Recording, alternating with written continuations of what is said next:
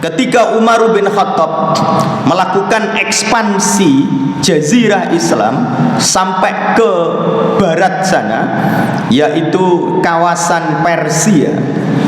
Lalu Umar bin Khattab ini memilih Sa'ad bin Abi Waqqas sebagai panglima perang untuk ekspansi Islam ke jazirah Persia yang pada saat itu dikenal dengan kezalimannya pimpinannya hampir sama dengan Fir'aun. Rakyatnya semua menyembah rajanya dengan mengagungkan, tidak ada yang berani mengkritik sekalipun dengan ucapan-ucapan yang berbau kritik, itu tidak ada. Kayaknya sudah hampir mirip di Indonesia. Ngoten nggih. Ojo banter-banter.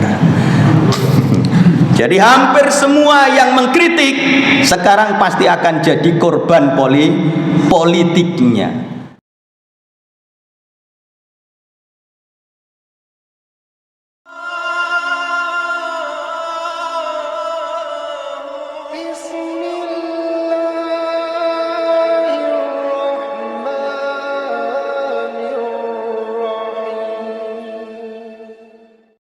Assalamualaikum warahmatullahi wabarakatuh.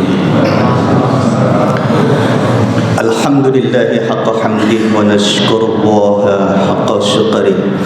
Asbahna ala fitratil Islam wa kalimatil ikhlas wa ala dini nabiyyina Muhammadin wa ala millati abina Ibrahim hanifan wa makana minal musyrikin. Allahumma salli wa sallim wa barik ala nabiyyina Muhammadin wa ala alihi wa ashabihi ajma'in wa man tabi'ahum bi ihsanin ila yaumiddin. Amma ba'du. Hadirin kaum muslimin muslimat rahimakumullah, pada pagi ini kita semuanya diberikan kenikmatan oleh Allah dengan kalimat sempurna alhamdulillah rabbil alamin. Kita memuji kepada Allah Subhanahu wa taala dengan rasa syukur yang menunjukkan kita ini adalah hamba yang bersyukur. Karena sedikit dari hamba Allah yang akan masuk golongan orang-orang yang bersyukur. Wa qalilum min ibadiyasy syakur. Dan sedikit dari hamba-hamba Allah yang menjadi ahli syukur, yang bisa menerima dengan keikhlasan hati, yang menerima dengan qanaah, yang menerima dengan penuh keimanan kepada Allah Subhanahu wa taala atas segala apa yang hadir pada dirinya dalam setiap waktu, setiap keadaan, dalam bentuk apapun.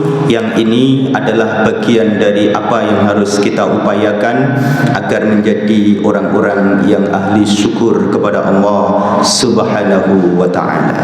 Salawat serta salam semoga tercurah pada Nabi kita Muhammad sallallahu alaihi wasallam yang membawa kita menuju jalan hidayah Allah dengan Islam wal iman. Kita semuanya memiliki hati yang percaya dan yakin iman kepada Allah Subhanahu wa taala. Inspirasi kita adalah Rasulullah Muhammad sallallahu alaihi wasallam, dari keimanan, dari syariah dan dari akhlak yang ketiga-tiganya kita belajar dan mengikuti tuntunan dari Rasulullah Muhammad sallallahu alaihi wasallam.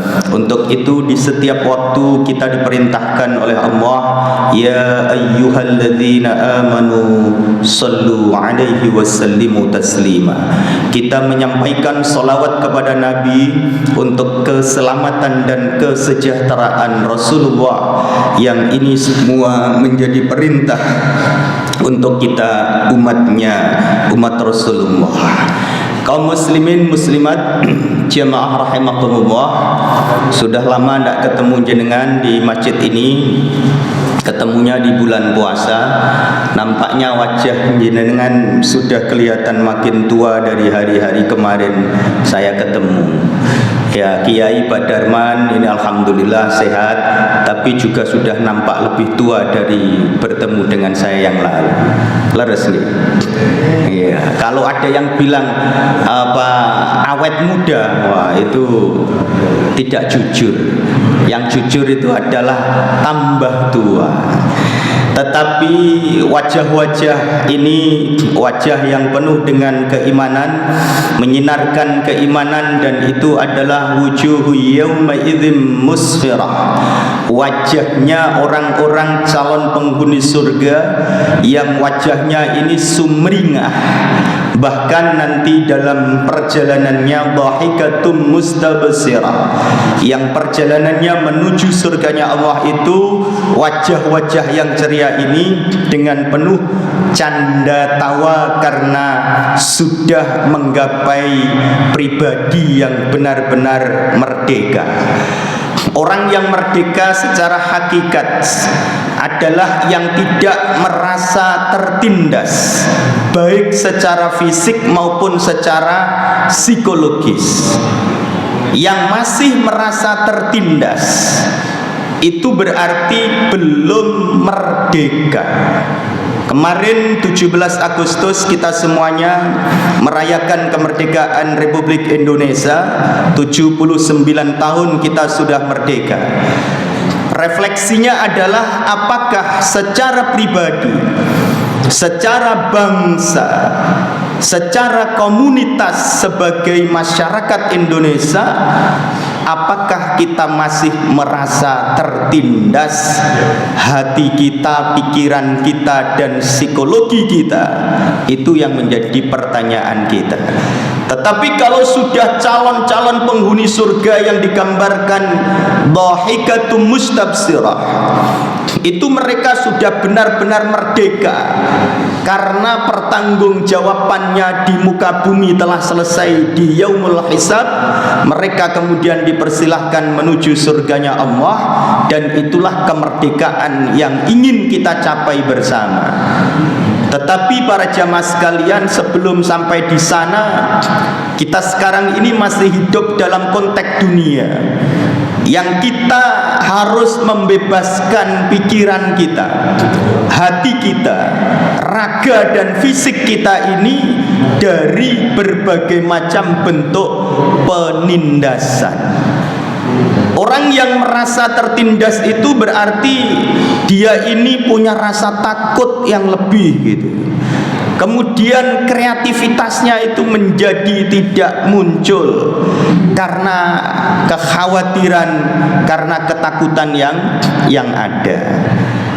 Panjenengan semuanya kalau sudah merasakan kebebasan hati kita yang bermakna ketenangan hati kita, ketenangan pikiran kita, disitulah kita akan merasakan menjadi pribadi yang benar-benar sudah merdeka. Berarti harus disebut ini merdeka. Kurang keras ini.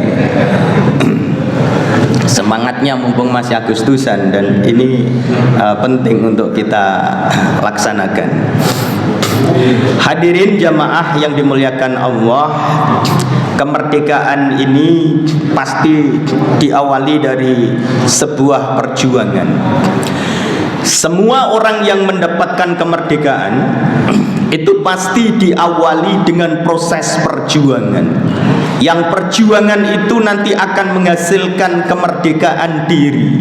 Sebagai bangsa Indonesia, kita memperjuangkan kemerdekaan 350 tahun dari sejarah yang masyhur, yang kemudian kita mendapatkan kemerdekaan itu di 17 Agustus 1945. Rasulullah Muhammad SAW selama dakwah di Makkah, sebagai periode awal Islam dakwah Rasulullah dan sahabat, ternyata juga perlu waktu 10 tahun lebih untuk mendapatkan sebuah kebebasan berdakwah.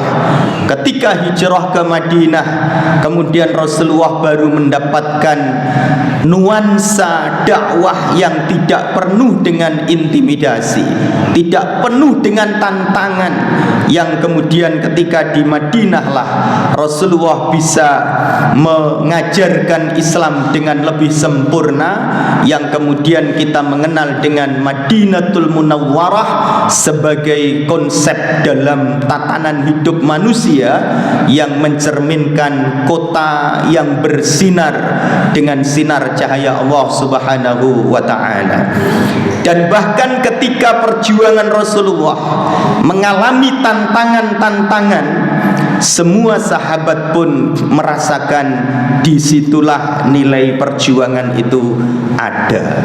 Ketika Rasulullah berada di kota Taif yang kemudian dilempar batu sampai pelepisnya pun keluar darah, kemudian Rasulullah berlari dan sampai pada titiknya Rasulullah pun kemudian merasakan inilah perjuangannya, tetapi dinikmati oleh Rasulullah.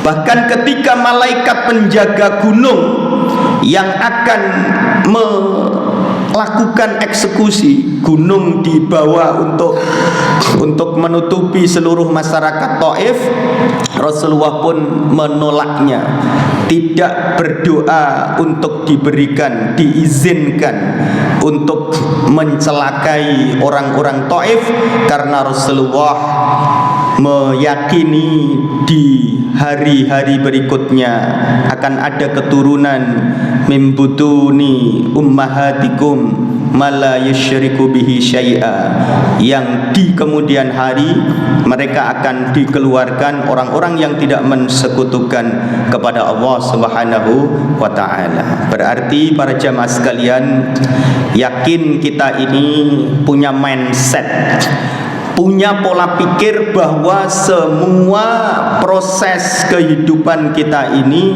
adalah perjuangan. Yang bernilai perjuangan itu adalah yang ada tantangannya. Lebih ekstrim lagi, yang namanya perjuangan itu harus ada lawannya. Kalau belum menemukan lawan dan belum menemukan tantangan, itu tidak akan bisa merasakan nilai-nilai perjuangan yang itu memang sebagai komponen utama dalam sebuah perjuangan. Membangun masjid ini juga sebuah perjuangan. Sangat yakin ada tantangan-tantangan, lalu ada lawan-lawan bahkan yang kemudian kita bisa melewati dari satu persoalan ke persoalan yang lain, dan itulah yang bernilai perjuangan. Berarti kalau kita hidup sekarang sudah menggapai sebuah kesuksesan yang saat ini mungkin sudah ada yang statusnya merdeka dari bekerja alias pensiunan. Ini kan merdeka gitu kan ya, merdeka dari kerja. Ketika pensiun 1 bulan 2 bulan benar-benar merasakan kemerdekaan bekerja. Tapi ternyata setelah 6 bulan mulai bosen, nganggur Ustaz gitu. Pengennya kerja malih, ngoten nggih. Nggih, panjenengan carilah kesibukan yang tidak memerlukan pikiran yang berat, yang tidak memerlukan tenaga yang berat, tetapi bisa memutar otak-otak kita yang masih berfungsi, raga kita yang mungkin masih kuat tenaganya. Kira-kira apa aktivitasnya? Ngeterno putu sekolah. Wah, itu kan sudah perjuangan baru gitu kan ya, untuk mencari aktivitas yang baru. Nah, ada juga yang sudah merdeka secara ekonomi, karena dulu sudah pernah sengsara bagaimana mencari sebuah perekonomian keluarganya. Yang namanya puasa sudah pernah dialami, dan puasanya bukan karena menjalankan sunnah, tetapi perjalanan niatnya itu adalah karena nggak ada yang dimakan gitu. Rasulullah pun juga sudah mengalami yang demikian. Pada saat saya kuliah itu seringkali berpuasa, juga diantaranya adalah tanggal tua belum dapat kiriman, maka akhirnya berpuasa. Kalau sudah uang habis, kemudian waktunya makan dolen di tempat kos teman, kalau teman pas makan kita bisa ikut makan bersama-sama. Itu kan perjuangan yang luar biasa. Akhirnya sekarang bisa mencapai gelar doktor. Pada saat saya gelar doktor usia 29 tahun, sebagai generasi pada saat itu adalah doktor yang paling muda di antara teman-teman yang lain. Bahkan di Umsida itu dokter pertama kebetulan saya dan usia di 29 tahun pada saat itu. Selain Prof. Jainuri dan Prof. Syafiq yang memang beliaunya doktornya adalah di IAIN Sunan Ampel Surabaya. Tapi yang murni dari Umsida pada saat itu saya yang pertama, baru kemudian Dr. Masyudi, kemudian baru dokter-dokter yang lain, dan sekarang sudah banjir dan panen dokter di Umsida karena mereka dipacu untuk kuliah semuanya. Dan alhamdulillah sekarang akreditasi institusinya sudah A, unggul, berarti Universitas Muhammadiyah Sidoarjo itu terakreditasi unggul akreditasi institusinya. Lalu akreditasi prodi-prodinya sudah 90% akreditasi A, hanya beberapa saja yang terakreditasi B. Dan itu namanya adalah perjuangan. Nah, kalau kita sekarang ini sudah mencapai pada sebuah kemerdekaan diri, maka dari dimensi apa kita itu merdeka, itu yang tahu kita masing-masing. Hadirin jamaah yang dimuliakan Allah, inilah ayat yang menjadikan hati kita harus lebih teguh untuk menjalani setiap perjuangan di dalam hidup kita. Di dalam surah Al-Ankabut ayat 69, Allah Subhanahu wa taala berfirman, "Walladzina jahadu fina lanahdiyannahum subulana wa innallaha lama'al muhsinin." Dan orang-orang yang berjihad dalam arti mencari keridhaan Allah, fina, untuk kami, lanahdiyannahum, benar-benar akan kami tunjukkan kepada mereka, subulana, jalan-jalan kami, wa innallaha lama'al muhsinin, dan sesungguhnya Allah benar-benar beserta orang-orang yang berbuat baik. Berarti ayat ini menegaskan kepada kita, orang-orang yang benar-benar jihad, bersungguh-sungguh dalam dimensi apapun, tetapi kesungguhannya ini binniyah, dengan niatan mencari ridhonya Allah. Inilah yang harus masuk dalam akidah kita, yaitu mencari keridhaan Allah. Kalau sudah pondasi dasar mencari ridha Allah semata, niatannya adalah lillahi wa rasulih, hanya niat untuk Allah dan untuk Rasulnya, lanahdiyannahum, benar-benar Allah akan menunjukkan pada mereka subulana, jalan Allah untuk menuju kesuksesan itu. Tetapi kuncinya adalah kita niatkan semua perjuangan kita, usaha yang kita lakukan itu adalah mencari ridhonya Allah Subhanahu wa ta'ala. Kalau kita bisnis, kita berusaha dengan berbagai macam ilmu bisnis, tetapi orang yang punya akidah, orang Islam yang punya keimanan kuat kepada Allah, maka di dalam hatinya ini akan dikasih pondasi. Semua ilmu bisnis ini, semua perangkat bisnis saya ini hanyalah untuk mencari ridhonya Allah. Hati yang selalu mencari ridhonya Allah itulah yang akan selalu berada konsisten dalam keimanan dan hidayah Allah Subhanahu wa ta'ala.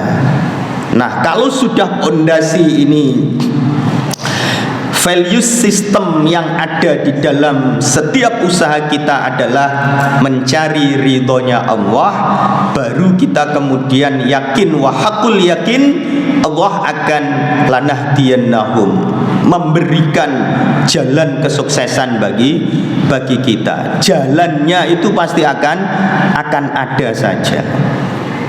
Jenengan nak pun kathah pengalaman bahwa di luar ekspektasi kita, di luar apa yang kita pikirkan, ternyata ada jalan yang saat tiba itu benar-benar kita merasakan kemudahan itu, kemudahan yang luar biasa.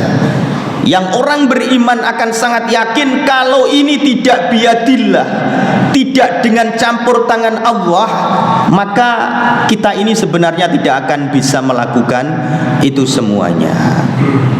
Kejutan-kejutan dalam kehidupan kita itu, kalau kita mau merenungkan dengan refleksi penuh keimanan, maka jenengan baru akan bisa merasakan the power of ayat ini.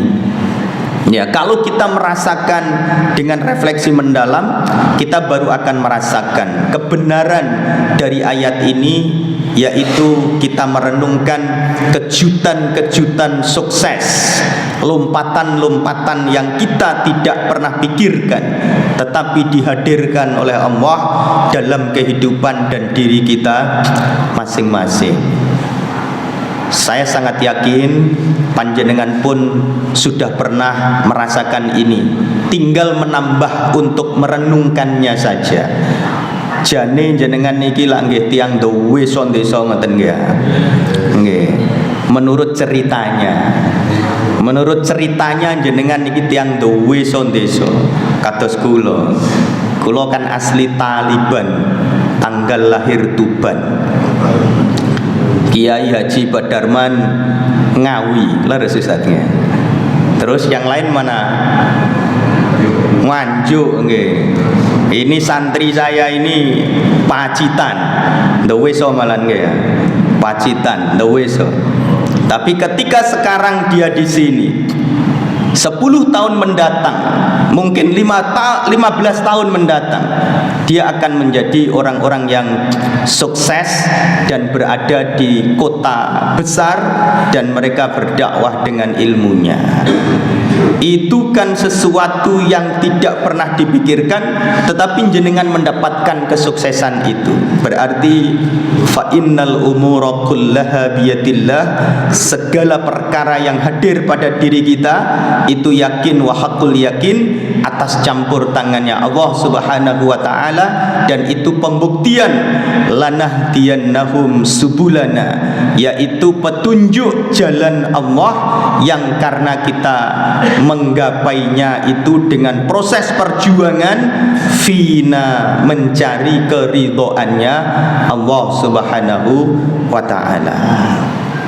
Kalau sudah demikian, berarti kita akan mendapatkan sebuah makalah yang ketika kita membaca dengan mengkaitkan ayat di atas, kita akan mendapatkan kemerdekaan yang sejati. Al-ubudiyatullah hiya haqiqatul hurriyah.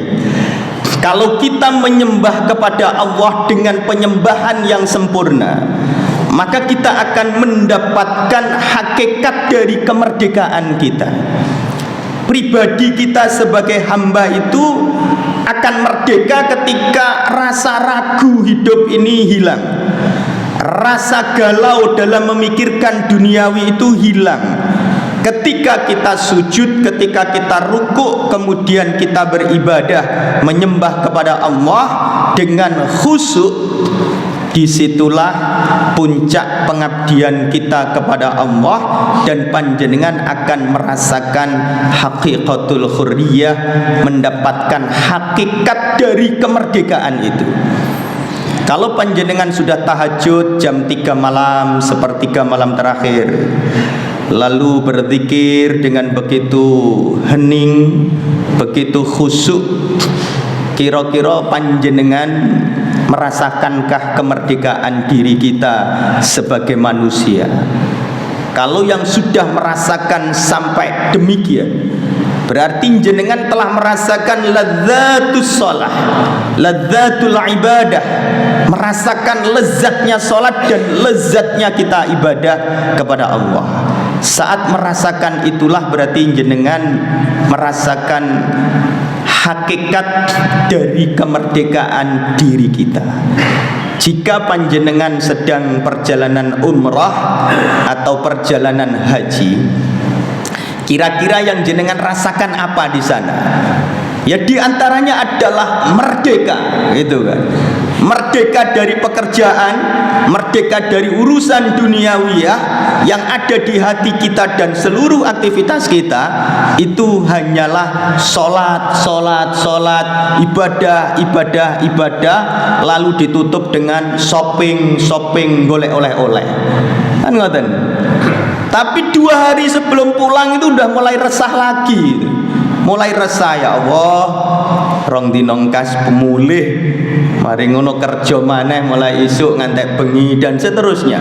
Tetapi di hari pertama, hari kedua, hari ketiga kita merasakan merdeka sebagai seorang hamba karena kita melaksanakan ubudiyah, penyembahan kepada Allah dengan sepenuhnya mencari ridhonya Allah.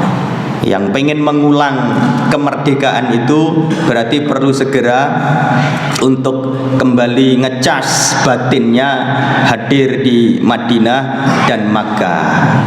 Doa saya pekan-pekan ini juga begitu.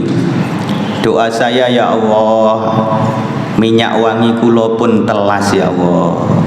Panjenengan paringi kesempatan tumbas malih teng Mekah kali teng Madinah sekalian umroh, ya Allah. Kan doa yang luar biasa. Jadi doanya itu karena minyak wanginya sudah habis. Kalau langsung minta, ya Allah jenengan paringi saged umroh, ya Allah, nah, itu kurang halus dalam tata bahasa kaum sufi. Kalau orang-orang sufi itu kalau mendoakan itu beliaunya pasti berdoa dengan memuji kepada Allah, kemudian menyampaikan keluhnya, lalu baru minta apa yang diinginkan. Hadirin jamaah yang dimuliakan Allah Subhanahu wa taala, faman lam yata'abbud lahu kana 'abidan li ghairihi. Kalau seorang yang tidak menyembah Allah, kana lahu 'abidan li ghairihi, maka orang ini akan menjadi hamba selain Allah. Orang-orang yang tidak punya rasa batin penyembahan sempurna kepada Allah, maka dia ini akan sangat potensial untuk menjadi hamba selain Allah. Ada yang jadi hambanya uang, ada yang jadi hambanya pimpinan, ada yang jadi hambanya bisnis, ada yang jadi hambanya jabatan, dan semua itu berarti karena hati mereka lebih condong kepada penyembahan itu. Dan ini telah menjadi potret sosial kita saat ini. Yang pengen jadi pimpinan, kemudian dia menghambakan diri kepada pimpinan yang lebih tinggi lagi. Yang pengen dapat proyek, maka harus dekat-dekat dengan pimpinan yang ada dan dia mendapatkan proyeknya itu. Dan semua itu jika berlebihan, maka kita akan menjadi abidan li ghairihi, akan menjadi penyembah selain Allah Subhanahu wa taala. Dan inilah yang menjadi dasar mengapa Rasulullah itu harus perang, mengapa sahabat itu harus perang. Ketika Umar bin Khattab melakukan ekspansi jazirah Islam sampai ke barat sana, yaitu kawasan Persia, lalu Umar bin Khattab ini memilih Sa'ad bin Abi Waqqas sebagai panglima perang untuk ekspansi Islam ke jazirah Persia yang pada saat itu dikenal dengan kezalimannya pimpinannya hampir sama dengan Fir'aun. rakyatnya semua menyembah rajanya dengan mengagungkan. Tidak ada yang berani mengkritik sekalipun dengan ucapan-ucapan yang berbau kritik. Itu tidak ada. Kayaknya sudah hampir mirip di Indonesia. Ngoten nggih. Ojo banter-banter. Jadi hampir semua yang mengkritik sekarang pasti akan jadi korban politiknya. Amin Rais, idealismenya pun sudah nggak ada yang mendukung. Lalu intelektual Islam yang profesor dan seterusnya, bahkan partainya juga dulu adalah partai Islam yang memiliki idealisme yang kuat, ternyata sekarang pun juga tidak berani mengkritik dengan konsep untuk li'adlil Islam, untuk keadilan Islam, tetapi malah berafiliasi dan seterusnya. Walhasil sekarang mahasiswa pun tidak banyak yang berani demo, masyarakat pun tidak banyak yang berani mengkritik. Dan ini adalah kondisi kita. Apakah ini kemerdekaan bangsa yang sejati? Allahu a'lam bishawab. 1998 saya saat itu sebagai koordinator lapangan untuk demo. Saat itu saya ketua HMI di IAIN Sunan Ampel Surabaya. Yang namanya ketua HMI itu pasti kelompok Cipayung itu sebagai gerakan utama kita bersama-sama reformasi. Sehingga pada saat gedung DPR Jakarta itu banyak mahasiswa di atas gedung, itu satu diantaranya ada saya di sana. Berarti kan ini sebuah pelaku sejarah reformasi. Maka di majelis ini yang terbatas ini, luapan saya refleksi kemerdekaan yang sekarang ternyata rusak kembali. Itu kan sebagai aktivis kan yo gak trimo, ngoten nggih. Sebagai aktivis yo gak trimo, tapi jok banter-banter. Ya hadirin jamaah yang dimuliakan Allah, luapan saya cukup sampai di situ saja. Kita lanjutkan ngajinya. Ya, kita merasakan kana abidan li ghairi, dan itu terjadi di Persia pada saat itu. Nah, ketika itu kemudian Sa'ad bin Abi Waqqas ketika akan memulai perang, cara perang Islam itu tidak langsung menyerang. Kalau tidak diserang dulu maka kita tidak akan melawan. Tetapi khusus di Persia ini karena tidak ada penyerangan ke Islam, Rasulullah pada saat perang-perang itu pun selalu berawal dari karena diperangi, didolimi. Nah, Umar bin Khattab ini tidak mendapatkan serangan dari Persia, tetapi ingin dakwah melakukan ekspansi Islam ke Jazirah Persia. Nah, sebelum perang itu kula nuwun dulu, sehingga Panglima Sa'ad bin Abi Waqqas ini mengutus salah satu prajurit dengan beserta rombongan itu, Rib'i bin Amir, sebagai kepala utusan permisi ke Persia sana untuk perang. Perangnya ini bukan dengan kata perang tetapi dengan dakwah. Ini kan berarti cara-cara, kalau Jawa itu ya orang kilenan mereka kan, kulon nuwun. Jadi jenengan purun napa mboten kula perangi, ngoten kan. Ya nek mboten purun kula perangi, monggo Islamlah, berserah dirilah kepada Allah. Lah, lalu kemudian Panglima Persia ini bertanya kepada Rib'i bin Amir, mengapa Islam mau ekspansi dan memerangi kami yang ada di Persia? Jawabannya Rib'i bin Amir adalah, ba'atsanallahu, Allah mengutus kami, linukhrija man syaa, untuk mengeluarkan orang yang dikehendaki Allah, mengeluarkan dari ketidakimanan menjadi beriman kepada Allah, mengeluarkan dari penindasan rajanya untuk merdeka sebagai seorang manusia. Ba'atsanallahu linukhrija man syaa min ibadatil ibad li ibadatillah. Kalimatnya adalah untuk memerdekakan manusia dari menyembah manusia menuju penyembahan kepada Allah Subhanahu wa ta'ala. Ini alasan perang yang akan dilaksanakan ini, supaya tidak menyembah manusia tetapi li'ibadatillah, menyembah kepada Allah. Yang kedua, kalimat yang disampaikan adalah wadhikid dunya ila sa'atil akhirah, yaitu supaya manusia Persia ini tidak hanya memikirkan dunia, kesempitan dunia, tetapi supaya mandek ini harus minum dulu.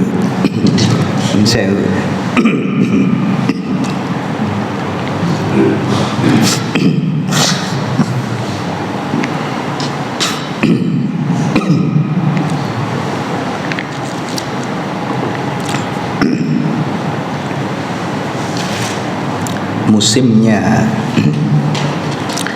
ngimami suaranya nggak bisa lancar tadi. Ya, 5 menit lagi Bapak Ibu sekalian. Yang kedua adalah alasan perang itu wadhikid dunya ila sa'atil akhirah, supaya orang Persia itu tidak kedonyan, supaya punya visioneri yang lebih jauh dari apa yang dipikirkan, yaitu untuk isti'dadan, menyiapkan kehidupan setelah kehidupan di dunia ini, yaitu kehidupan akhirat. Dan itulah yang disebut oleh Rasulullah sebagai orang yang cerdas, yang punya visioneri jauh ke depan, tidak hanya memikirkan dunia tetapi memikirkan akhirat. Hadirin jamaah yang dimuliakan Allah, ketika kita merenungkan ini semua, maka kita akan merasakan sebagai hamba yang merdeka, pribadi-pribadi yang bisa taqarrub kepada Allah Subhanahu wa ta'ala dengan kesempurnaan ibadah kita. Nampaknya suaranya sudah habis, agak terganggu, sehingga kita menjadi orang-orang yang merdeka sejati. Yang pertama adalah tidak menyembah selain pada Allah Subhanahu wa ta'ala. Hadanallahu wa iyyakum. Assalamualaikum warahmatullahi wabarakatuh.